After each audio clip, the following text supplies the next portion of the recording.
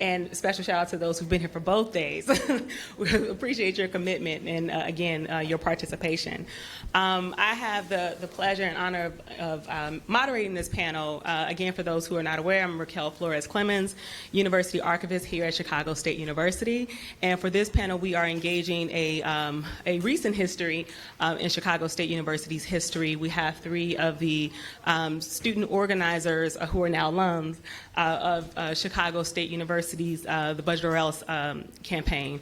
Although I'm going to have them talk a little bit more about that, just to give context, especially since we have so many people who are in the room that are from outside of the city. The Budget or Else campaign was in response to the state budget impasse. If anyone is familiar, Illinois has to date the longest state budget impasse in the country. Went 18 months without a state budget, and it impacted every single academic institution in the state. Very specifically, it impacted Chicago State University. So our three guests today will talk a bit more about that from both their perspectives as students and even reflecting now as alum. And they were here at the time, and I was not here. I came in 2016. The state budget impasse was I came at the end of 2016, and the state budget impasse was very much in effect at that time. And so they can give more context than I can. So I will move forward and let them do that. But just a quick introduction.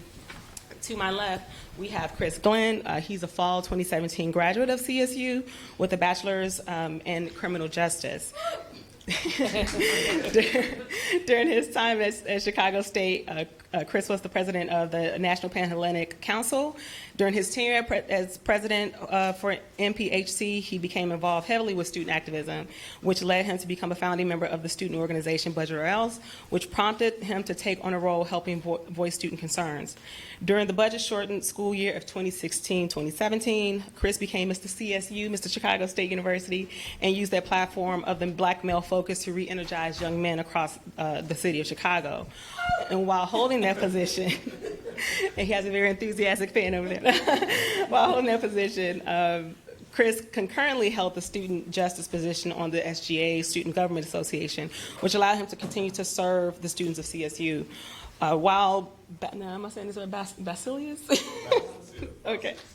Of the Epsilon Eta chapter of the Omega Psi Phi fraternity, Chris oversaw numerous social action events, including a blood drive and voter registration drive during the election year. Since graduation, he's continued his work within underserved communities as a paraprofessional, helping students of color reach new educational heights, and while continuing to pursue his dreams of entering law school. To Chris, to his left is Paris Griffin, who's a 2017 graduate of the Chicago State University. While at CSU, Paris was a member of the inaugural class of Apple HBCU Scholars in partnership with the Thurgood Marshall College Fund. Paris received an internship at Apple and the full ride scholarship for her final year of matriculation. Paris was the president of SGA as well as the student representative to the Board of Trustees during her time. Paris' work with SGA led her to being one of the founding members of the Budget or Else campaign, as she cared deeply for the concerns of students of CSU. And she also is a member of Xi Kappa chapter of Alpha Kappa Alpha sorority at CSU. Since graduation, Paris has had the opportunity to work for Apple and Facebook, and she is currently in her second semester at UIC John Marshall Law School, where she is studying intellectual property. I'm going to call on you as an archivist, where she studied intellectual property, specializing in entertainment law. Paris is the mother of a 6-year-old named Brooklyn, who shares her love for Chicago State University. And last but not least, we have Charles Preston. Charles Preston, born in California but raised in Chicago. He is an activist, organizer, published writer, artist, and space maker. He has a Bachelor's of Arts in African American Studies from Chicago State University, and he's a 2018 Arts Matter grantee. He has been published in the Chicago Defender, Chicago Magazine, and in These Times. He also hosts Church on the Nine, a street-based open mic for the Chatham community, and he was a lead organizer of the Save CSU campaign, a campaign to save the at the time, closing closing, or what was thought to be closing, Chicago State University in the midst of the 2015 Illinois budget crisis. Former communications co-chair of BYP 100's Chicago chapter during the Laquan McDonald demonstrations, the Say Her Name campaign for the termination of Officer Dante Servin. Please welcome all of our guests, as you already are. That was a lot. So, Charles, I'm going to start with you. So again, can you, and actually you all can kind of give context to this too, can you tell the audience about the Budget or Else campaign? So I remember, I don't know what I was doing at the time, but all of a sudden I get word that I'm supposed to go to a meeting, right? In this meeting, it was stated that we got word that our school would be closing from some trusted individuals, I'm gonna say. And it was asked us, like, what are we gonna do about it? It was like, about like, I would say like 20 students in that meeting. Mm-hmm. And we just decided, like, we're not going to allow this school to close. And so from there, we started thinking about how to save this university as a student body. And especially like leaders on campus. Who was in the room was basically people who were perceived as leaders on campus, or people with some at least some organizing experience or political experience in dealing with like campaigns. And so I think our first demonstration was at the winter graduation, the fall graduation. And there we kind of demonstrated trying to alert the student body, the campus, that our school is closing. We chose graduation as a day of, like, we have our family, our fellow students leaving, but we need to alert people of like what's impending. And that was the fate of our school. Budget or Else, the name came off of like the Nation of Islam's Justice or Else. We wanted to pick a familiar, I guess, phrase, something easy to hashtag, something easy to rally behind, something that's like vague enough for you to like question it, but also like vague enough for you to engage, like who's against justice, like, or like who's against like budgets.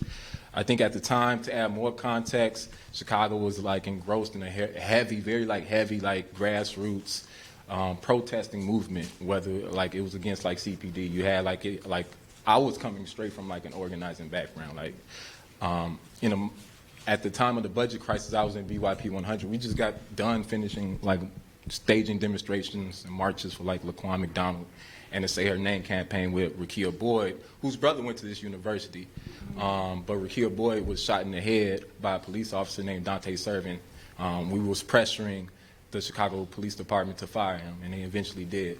But that's what was like the backdrop of like the activism and where I was coming from. So when I got back to school, I'm like, I'm not trying to do anything else. Like, I'm just trying to like go to school, get my degree, get out, so I can do some more community work. But then you get engrossed in this like new fight to like save the school. And for me, it's crazy because I feel like this should have been like national news. This should have been something that like kind of put a stain on the country. Like, imagine if like Harvard's president does something like racist. It's gonna be on like CNN everywhere. But we were trying to save a university. Like, this ain't no like students in blackface or like a racist incident on campus. This is like us trying to save like jobs, a place where people can go in a food desert. This community is currently a pharmacy desert. Like, this is the south side of Chicago, Roseland. It continues a narrative of like the 50+ school closings that Rahm Emanuel did, but this is on a higher educational level. It was like, why isn't this being talked about? Why are we the only ones with this information? I got angry because not only will my friends be impacted, people that I love here would be impacted. My mama had a job here at the time, and we was facing like foreclosure of our home at the time. And I'm like, So not only is my academic career at jeopardy, my living situation's at jeopardy, my mama's job is at jeopardy. So I had to fight. Like there's no like ifs, ands, or buts. Like I had to do that. And so that's how I entered it. And I think my co-organizers can speak more to why they entered.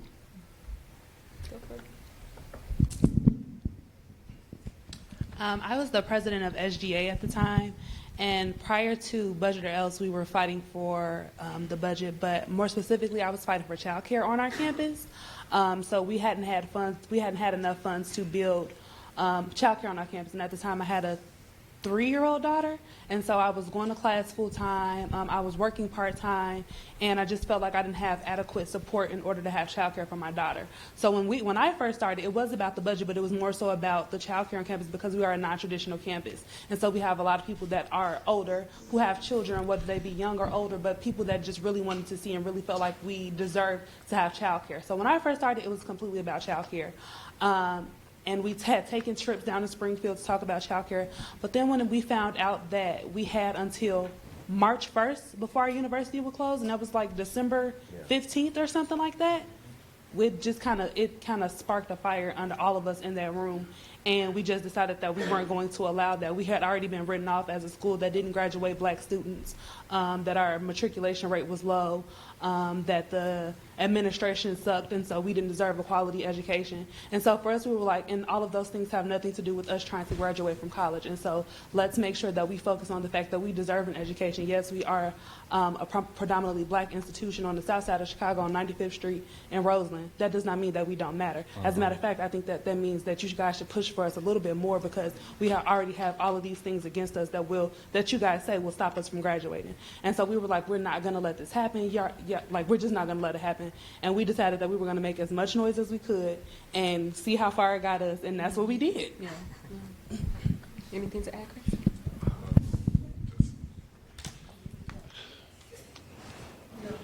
I think I was probably the most naive going into the entire Budget or Else situation. I'm being completely honest with y'all. We family. We're going to talk. So I actually missed the first meeting. I was late to the first meeting. I was in another meeting. Don't judge me. But I showed up at the end, and I see my friends sitting there and I'm like, where you been at? What you talking about? School about to close. What? What we got to do? You know, like, that's it. That's all.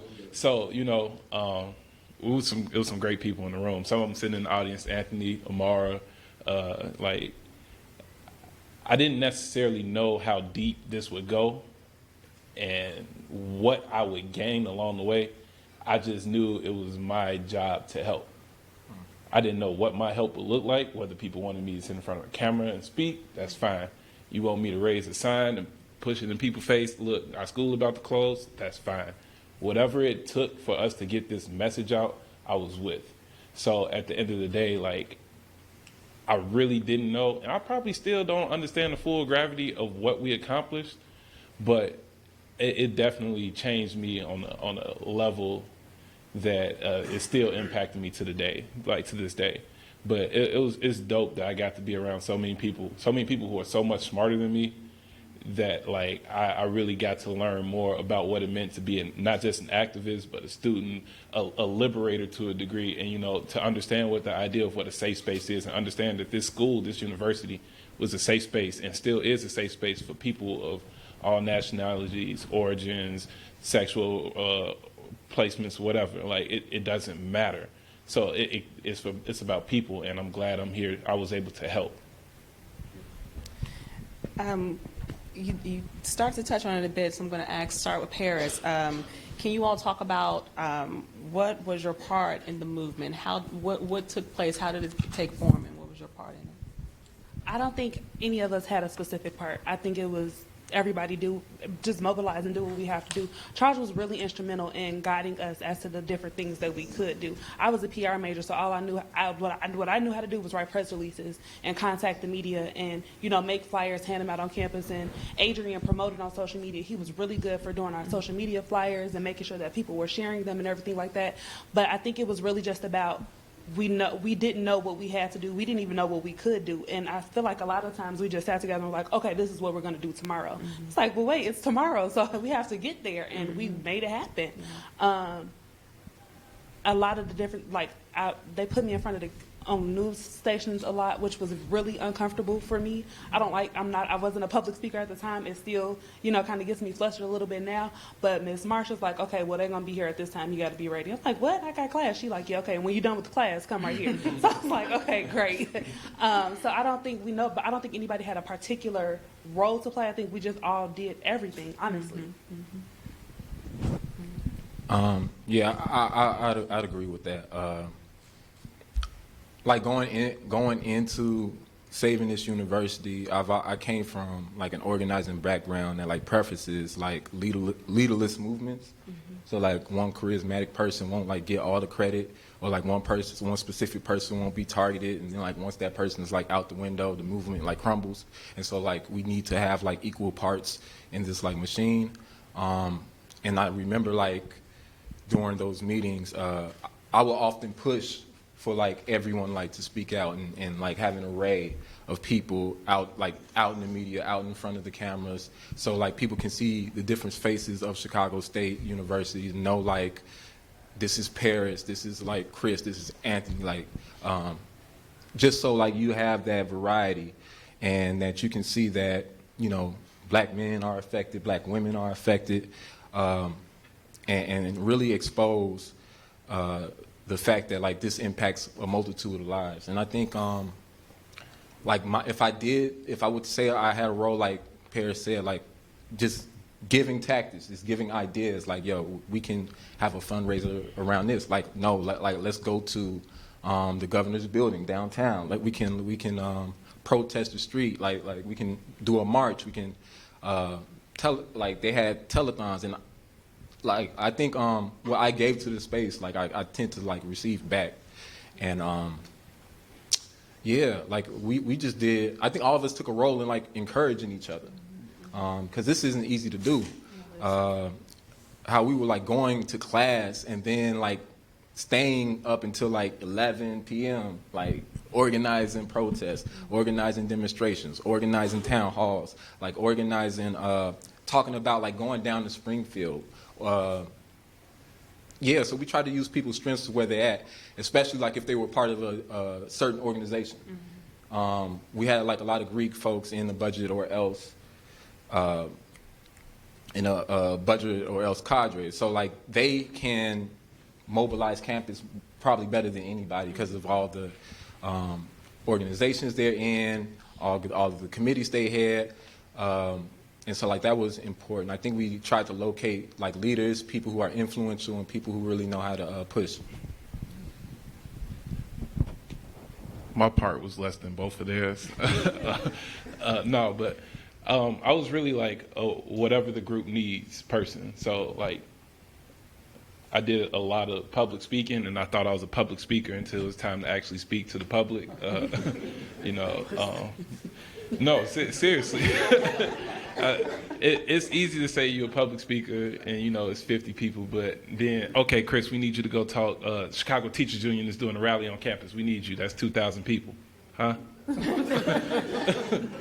Hold on, like, Jesse Jackson waiting for you. Go talk to him. Jesse Jackson is waiting in this back room. Go talk with him. What? The civil rights legend Jesse Jackson. That one. The Illinois Black Legislative Caucus is having a meeting in the rotunda. We want you to speak. Governor Pat Quinn is going to be there. Excuse me? What, you want me to? Am I the person you want for this? And it allowed. I really tried to push it off on a lot of people, but my friends were very no, you do it. Whether you believe it or not, you're well spoken. You do it. I'm like, well, y'all are well spoken too. Y'all do it. But it forced us to really kind of look at ourselves, and then it required a different level of preparation, like Charles said. And our meetings went to 11, 12, 1 at night because it's so many people throwing so many ideas. We arguing about, okay, who's getting on the bus to Springfield tomorrow? Who's going to their class? And who's going to go downtown? So like we taking turns on deciding who's missing class at this point.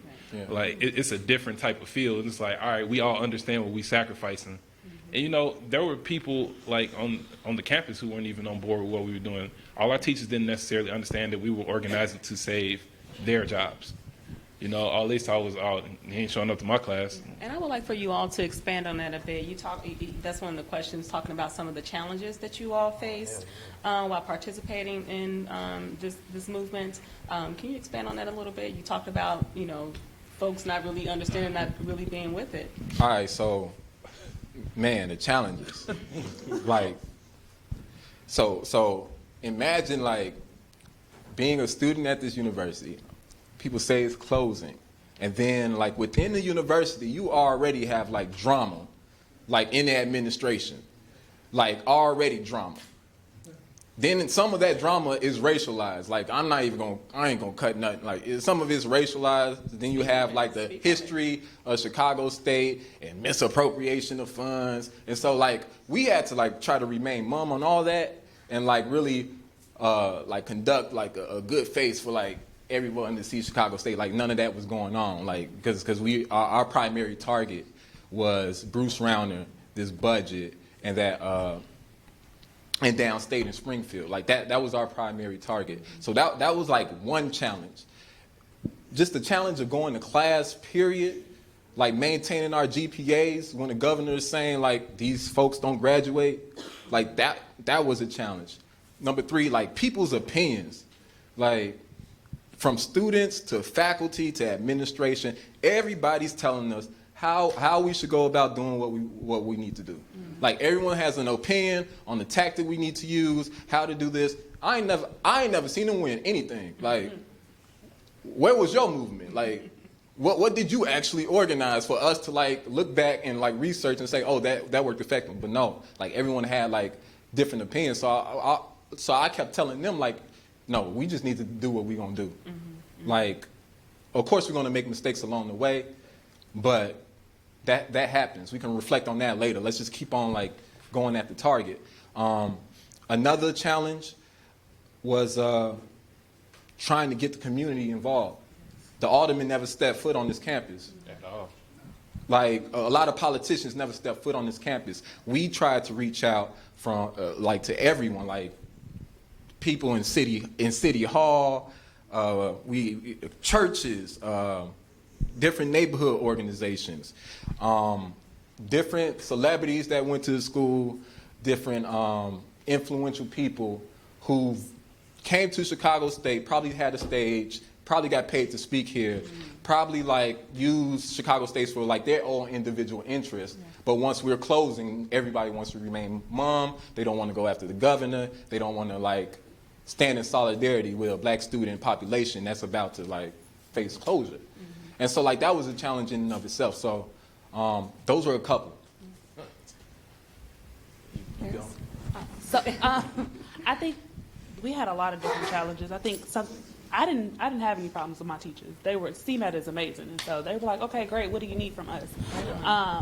I think one of the biggest problems that we did have support from the administration. We didn't have as much support from the administration as we thought that we would have had. I remember somebody told me, y'all just need to go to class. Y'all don't need to worry about this. How? When I don't even know if I'm going to have class next semester. Right. How? What are you telling? How are you telling me this? One of the biggest things that I think that I had a problem with was Governor Rauner's response to us. Yeah. Boy. It didn't make sense to me for you to publicly say, well, they barely graduate their students anyway, so. Which is interesting, being that this still maintains the record of graduating the highest amount of African American students in the state. Exactly. But we also got that response. 1 out of 6 African Americans with bachelors come from this institution. We also got that response from the Legislative Black Caucus as well. Oh wow! So that was like, what? Wow. And so it's like we literally felt like we were fighting ourselves. We were fighting our own people to be recognized as not less than because of the school that we went to, because of the circumstances that brought us to this school, when in actuality this school saved a lot of us. Yeah. And so it was really hard for me to grasp how people didn't understand. As much as we spoke, as many stories as we told, as many different faces as you saw, it was still that we were less than. I remember a reporter told me, oh my God, you speak so well. Am I not supposed to? I'm confused. Right. So that was really challenging for me, trying to overcome those stereotypes, and I felt like I was never given a chance to do that. Chris. The Bernie Sanders rally. Oh God. Bernie Sanders held a rally in the middle of this budget crisis at Chicago State in the Jacoby Dickens Center. It was the JCC. The JCC. And we're outside, and all these people coming through. Hey guys, welcome to Chicago State. This is what's going on our campus. Would you like to help out in any way that you can? Maybe even just like post us on your social media and say, this is what's going on. Oh no, we're just here to see Bernie. What? You know, one of our friends, Darren Martin, spoke at the rally. You know, a couple of us got kicked out. It was a very interesting time because Bernie brought out thousands of people. Yeah. Thousands of people who would never set foot on Chicago State otherwise. So now, great, we have this huge platform. We standing out there. We got our signs. We got flyers to pass out. We got a megaphone. We doing it. And nobody wants to hear it. Yeah. And to add, like, we didn't get kicked out for like no, we got kicked out for like basically no reason. Like We got kicked out for being there. yeah, basically at our own school. Like it was crazy. But yeah, we was trying to reach out to those folks. We also tried to reach out to like celebrities from Chicago. Just to speak on it, especially like if your mom went here, like or like taught in the English department. You feel me?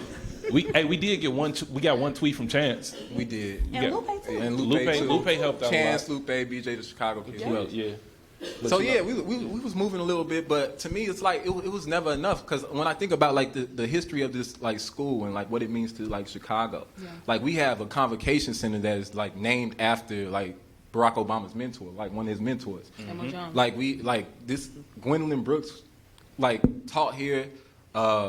Mammy Till went here, like that's the mother of Emmett Till went here. Margaret Burroughs, who founded the DeSable Museum, went here. Like it has like a great big history. Come on. And one of the challenges, Come on, historian. and one of the challenges that I faced, and this was something I would get a lot from like a lot of faculty, is that I kept making this like a black thing.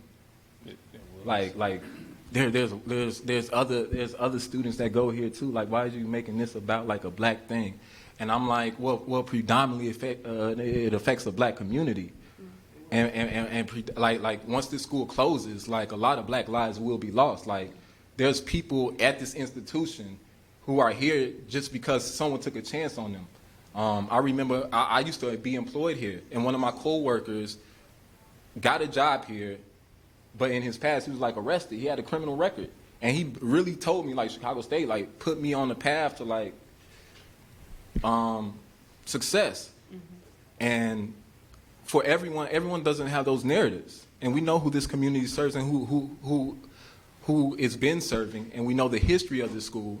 And we also face like the marginal, like we were very marginalized like as an institution because of the place we hold not only in Chicago but in the midst of like colleges. We're not considered HBCU, Right. so we don't get that HBCU clout, right?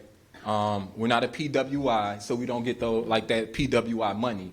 So it's like we're very much like in a very unique space being a PBI, a predominantly black institution, where we really have to be louder about things in order to like get what we want or really like even to be funded. And just to give some more context to the history that he's spoken of already, Chicago State is a predominantly black institution now, but a transition from a predominantly white institution. Again, as I talked about yesterday, it was founded as a teacher training college to serve a growing immigrant population at the time in the 19th century, and it grew into a predominantly black institution. That transition happened very firmly in the 60s, although a black presence has always been in the institution's history, but it firmly transitioned in the 60s as it was in Inglewood for most of its history, which is at 68th and Stewart, which is north of here.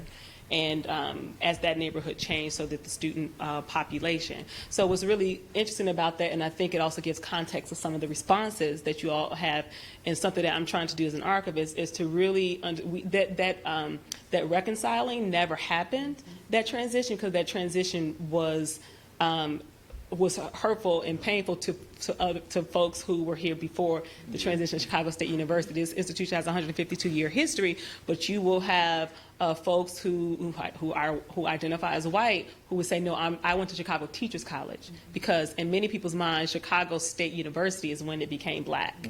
And so you got a lot of that response is very much in tune with that history, and there's some reconciling that really needs to happen, because that has that undergird is still kind of present in some things when you look at policies and when you look at procedures and when you look at certain elements. So I think it often explains that response and other similar responses to the institution.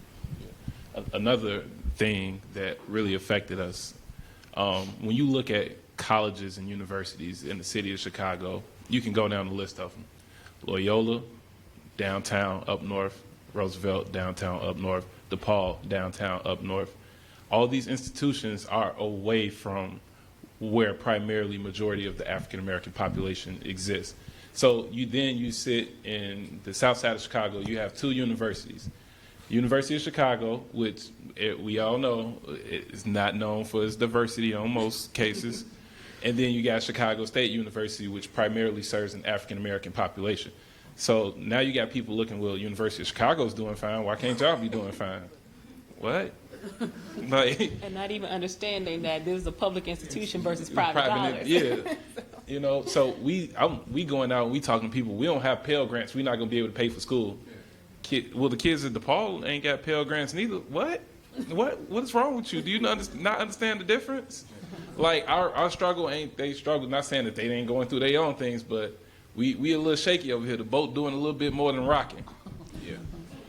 And, you know, you have to really look at these things. Some of it is very systemic, and it has to be talked about.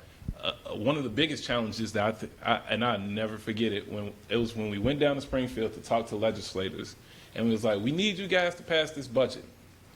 They looked in my face, they looked in his face, they looked in her face, they smiled, and no, we're not going to pass the budget. Literally, we're not going to do that. Yeah, I think that's a challenge too. It was like part of it was a learning process for me, and like how electoral politics like actually work. Like there were Democrats like voting against like MAP grants and like the budget, and these were like Northern Illinois like Democrats, and we was like, it was fascinating. And then also another challenge was like fighting the stigma of this school, the bad press of this school, and it's like that's very real. If you like go to Chicago State University's like Wikipedia page, it's horrible. Like it's like a complete like drag of the university. There's no documentation of the protest, no documentation of it. But they do have what happened before, the bad stuff that happened before, and the bad stuff that happened after, and that's it. And so it's like fighting that stigma and telling our folks, our communities, like this is a school worth saving. This is the benefits of the school. Was also difficult in a way because that required like tough conversations amongst the community. So, yeah. So on one hand, hashtags allow folks to communicate and engage in specific ideas. There were quite a few hashtags with the work that you all were doing, you know, Budget or Else, Save CSU. But they also don't tell the whole story. And you all kind of got into this a little bit, but, you know, feel free to expand. What information do you think is missing in the hashtag that describe what you all were doing? What were some things that hashtag didn't quite demonstrate? I think that a hashtag, like you said, can only do so much. It can only give you the photo-worthy moments. It can only give you, I don't even know how many characters you can use in a post anymore, but it can only give you, it does not tell you how long we had to stay up together at night in these planning sessions. It doesn't tell you how some of us failed our classes, how we had to petition to get back in school after fighting so hard to save the university. It doesn't tell you how the people that we thought would help protect us looked at us dead in our face and told us we can't help you because of what the administration did when it had nothing to do with what we were fighting for in the first place. It can't tell you the time that we lost with our families. It can't tell you the money that we missed out on in jobs. It can only tell you, it can only give you photo-worthy moments. The hashtag is not going to tell you that when they marched out onto the Dan Ryan Expressway, some of the professors here had to put up bail money so that they wouldn't go to jail. It doesn't tell you that some of the professors here had to go with them to court so that they wouldn't go to jail. Like things like, you can't find those type of things out in the hashtag. Those are the things that Charles could tell you because Charles was there. I was at work. Hey, that was the one time I actually went to class. It was like, all right, we finna march down on Dan Ryan. I'm like, bro, I ain't been to class in 3 weeks. I got a And quiz. Charles, if you could talk about that a little bit more, about the going out on Dan Ryan, the impetus for that, and I also want to offer this as you respond, because I've talked to some administrators, some faculty members who were like, we didn't think that was necessary. They were never going to close Chicago State. That was, that was all that was unnecessary. They overthought that. What do you say to that? There are people without jobs. That's the material implication. Some people got a pink slip and never returned. So how can you say the school wasn't going to close? Go talk to those people. I remember going to a career fair here at Chicago State University. I'm in line with former faculty that lost their job at the career fair. They telling me and we're going for the same position. It's crazy. A hashtag don't tell you that. It doesn't tell you that. The Dan Ryan protest, that wasn't a budget or else thing at all. It wasn't. I think Daniel X. Jones, he's part of the Nation, and they wanted to do an action, they wanted to do something. And so it was a very it was 20 of us. It was a very small, it was a very small group. And we started walking down 95th Street. I remember in the group me, in the budget or else group me, everybody's like, this ain't no planned action. What are y'all doing? I'm going to class. Y'all stupid. What are y'all doing? Bro. I'm at work. But me, I'm my mama's job on the line. I'm doing whatever. If I had to sit on the roof of this university, do a hunger strike, you tell me to pull up on Governor Rauner right now, it's nothing. I'm in it. So because even walking down 95th Street, we were protesting. I didn't know they was gonna take the expressway. But they was we was arm in arm. They was like, you ready? I'm like, all right, I'm ready. And so we get on the expressway, very slowly. It was very organized. T.J. Crawford organized that action because he was kind of disappointed that he wasn't a part of budget or else. Yeah. But we was very particular. We had a group of trusted individuals. T.J. was a grad student. And he really wanted to be involved, and we didn't know, we didn't know who he was, bro. But he wanted to do his own action, and it was something. And we marched all the way to I think 87th on the Dan Ryan, and walked and marched all the way. That's a long walk. For those who are not from Chicago, that's the Dan Ryan Expressway, which is right west of here. Yeah, that's a long walk, but we was just we're going to save this. We're going to save this school. And I think it was worth it because it really amplified the issue. Looking at the Facebook comments was hilarious. I lost friends, and I was not even on the expressway. I was not even out there, and I lost friends. Wow. I ain't never seen so many people say that we did something dumb. Yeah. When it did its job. The action did its job. It got us the press that we were not getting. Yeah. And it made news nationally. And I was like, if this is what it took, man, we should have been blocked off the expressways a while ago. but to go back to history, that's what it takes. That's what it takes in order to even get Black Studies programs in colleges. Mm-hmm. People had to basically take hostage of presidents' offices and have sit-ins on campus. We can talk even the civil rights movement and Martin Luther King. Martin Luther King's popular now, but back then his approval rating was lower than Trump's. Like, people did not like Dr. Martin Luther King protesting all the time. Like, why is you on the freeway? Like, so it's the same exact narrative. Like, the popular thing is not the radical thing to do. Like, we don't get progress just by sitting and being comfortable. Like, you have to raise the level of escalation, and that's why I was teaching as a guide for our protest. I'm like, first we're going to alert the community. No, first we're going to alert the student body. That was the graduation. Then we're going to alert the community. That was the March 1st walk. And then it's time to like really do some like radical action. We're going to get in these people's faces and tell them what it is. That was going to the governor, the Thompson Center, and then also going to Springfield and like actually talking to and seeing these politicians and letting them know our pain. So it takes that level of escalation. And we're sitting here right now, so I'm satisfied. Yeah. And the last question for this panel, how did you all archive your work? How did you all document what you were doing? What story do you want history to tell about Budget Ellis? That was a hard question. I'm sorry. No, I honestly never thought about archiving the work that I did because I never considered it to be something other than me just doing what I was supposed to do. I didn't know that it would be profound. I didn't know that it would be impactful. I didn't know that I'd be sitting here talking about it 4 years later. So I mean, like, there's a lot of stuff that was still on my Instagram. I didn't really delete it, but like, I think for me, it's just like the biggest moments were like waking up and like going, like hopping on the bus with people I've never met before in my life, and it's like, you going down there to protest the governor? We are too. And I'm like, all right, come on, let's ride. Like, we gone. But yeah, I never really understood.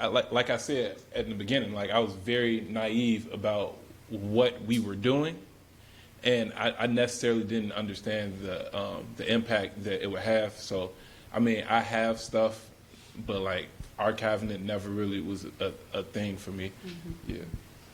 The only thing that I did was my mom told me that I needed to have everything in one place, and so I just copied all the links and put them into like a notes file on my phone.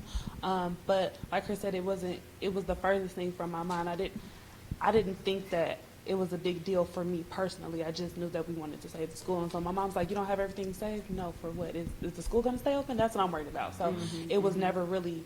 It was never about me. It was never about making sure that people knew what I did. I didn't care. Like, the fact that the school is open is enough history lesson for me. Mm-hmm.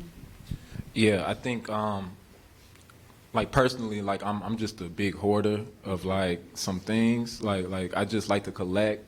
Like I like history, so I just like to collect things. I still got like that same hoodie like in my closet, and sometimes I look at it like, damn, we really protested at school. Like, but I agree with them. Like it wasn't in the moment. Like, you're really not thinking about it. You're thinking about like, okay, we need to save the school, and I need to somehow find out how I'm going to graduate.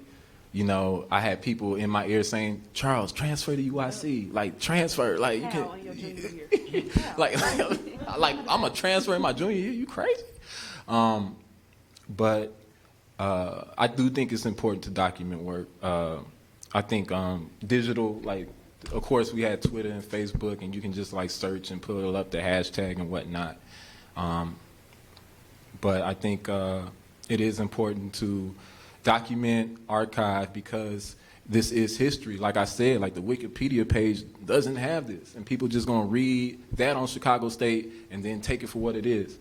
And especially, it is important to document like Black resistance, to show people how we fought and like how we won and like how and what we were fighting against, because we don't have those tools. Like a lot of the reasons like why like white supremacy or capitalism continues to like be persistent like it is because like we are missing blueprints of like how to fight, how to resist, that our like forefathers and our foremothers have already like laid barren. They couldn't document. A lot of them couldn't document their movements, but they wrote a lot. They wrote a lot of books. I think writing is a way to do that. And unfortunately, like sometimes just living every day, like it's hard to like actually like sit down and like process and think about like the past 2 years and what has it mean to us. Because I'm sure like each and every one of us, even like the members of Budget or Else in the audience, has a book in them about that movement. I just realized I have one more question because the one thing that I want to make sure the audience walk away from is what were the success, like what other than the school still closing, but can you express one of the direct successes of your work, because you all were successful in helping get was it emergency funding for the institution? A direct success, I would just say that the emergency funding was that was Yeah. the success that we was looking for. Yes. So I would say that was, and the school still being open. Yeah. I think we boosted the morale of the campus. We gave students a vision of like how to resist, how to fight back, how like we don't have to like take stuff lying down. Because when we were like in it, it was a very like negative like vibe on campus. Like it felt heavy at times, and us just being, you know, just doing what we had to do really boosted the morale on campus. I think another direct success is honoring Baba Kwesi. Absolutely. Absolutely. Can you briefly talk about? Baba Kwesi was one of the greatest human beings to ever live. He was a man amongst men, a very communal person. We named the rotunda after him. He was the director of the African American Male Resource Center, but he was a powerful spirit on campus. And a lot of employees and former employees of this university can attest to how when Kwesi walks in the room and when he just waves hi to you on campus, your spirits are immediately like up. He was like that type of a person. And he had also a background in like activism and community organizing as well. And he marched with us while he had cancer. He like, was not supposed He to. wasn't supposed to be there. They told him to sit down somewhere, and he got He was up like, and I'm coming. yeah, but he was like the spirit, That drove you all know, of us. of us. Like even when we were down, he would send like a group me or email or a meme that tried to like inspire us, and he always told us to keep our head down and keep chugging. And I think that's another thing that a hashtag doesn't tell you is the fact that like activists and organizers, like they need a place to like boost their morale. Like if you actually think about like a person dedicating their time to like save like a university or like liberate people, like where are they going to like decompress? Like who's inspiring them? Who's pouring into them? What do they need? Like we still have human needs. We're not just a movement. We still have human needs like everyone else. And so like Kwesi was a person who would like boost those spirits, and he was very influential on campus. So I think a direct success was getting that named after him. I also think a direct success was people being able to graduate. Of course, we got the funding, and also I think a lot of people look at Chicago State like slightly different after it. I think that we still have a stigma, but I think people respect a lot of the students and what they did. So. I just want to mention the fact that the year that I graduated, so 2017, Bruce Rauner was the speaker at our graduation. Yeah. So for me to be able to tell him literally in my graduation speech, Which is online, by the way. this is who we are and this is what we produce. Well, that was amazing. That was amazing to be able to look at that man in his face and tell you said we weren't worth it, but you're here. So that was a lot for me.